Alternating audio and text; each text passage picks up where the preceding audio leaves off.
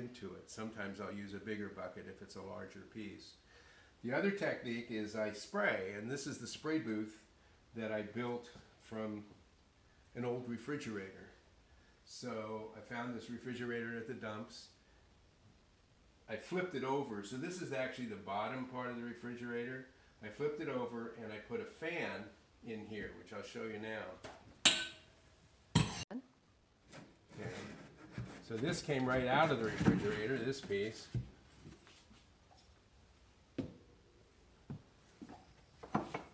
And then I have these filters.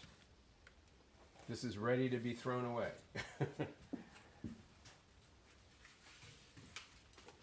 And then if you look inside, I just put a receptacle in there so I could plug this thing in. This is, believe it or not, a Harbor Freight fan that I think cost me around 75 bucks. Bolted it on to the back. I ran that part through the wall and outside.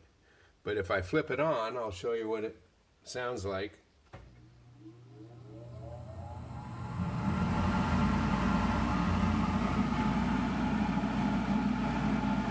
And when the filter is on here, tremendous amount of draw. So it takes all this glaze that you don't want to be breathing. Even when I'm spraying normally, unless I'm doing a video, I have a mask on because you don't want to be breathing in that silica or feldspar. It's all glass, so be careful.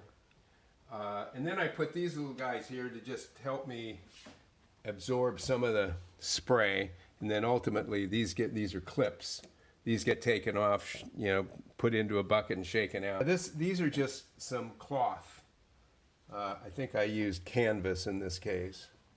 And you can see the stuff will come off, but it helps keep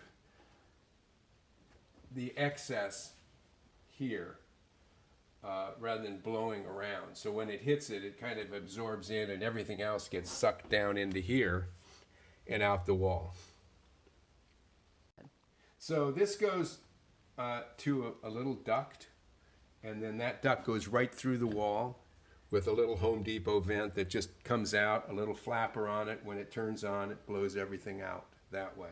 The other thing is I got this little 2-foot, could be an LED now. It happens to be a fluorescent because I built this so long ago. But this is great. So the light, you know, helps a lot to see what you're doing inside. I use 2 filters. This is a 16 by 20 by 1 inch filter that I get at Home Depot.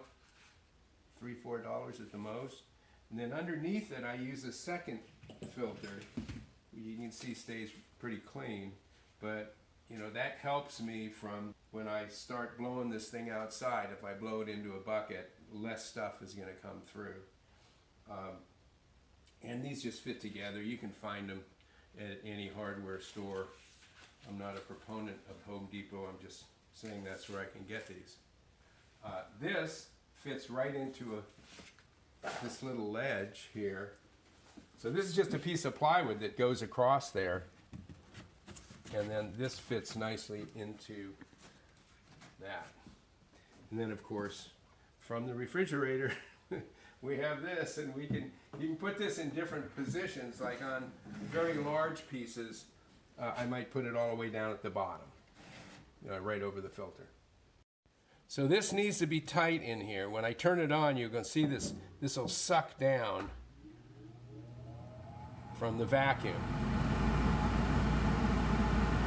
This is a small compressor I bought online, $99.